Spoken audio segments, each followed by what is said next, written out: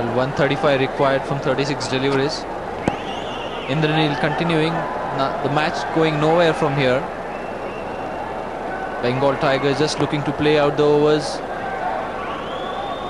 And so often in a 50-over game, it happens that the outcome of the match is decided nearly at the end of the 30th over. So this is a similar trend that we've also seen in a few matches wherein the side batting first gets over 200 runs. It becomes a no contest. Yeah, especially, you know, the way Karnataka batted this afternoon, that was really amazing to see, because they were going hammer and tongs. The way they started, both the openers, they were looking good. Rajiv, he played a cameo, scoring 253 in 20 overs, and chasing that is always going to be a daunting proposition. Never going to be easy for any side chasing.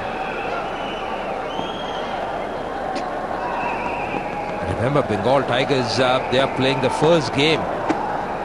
Still early days for them.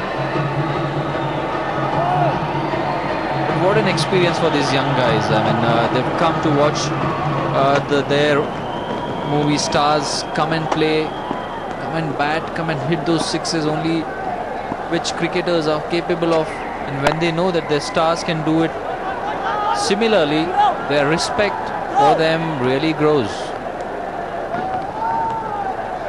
Yeah, absolutely, and really this is glamour at its best, you know, the way the film stars have performed, the way they have on the skills, the way they have played here, especially the Karnataka team. Full marks to them.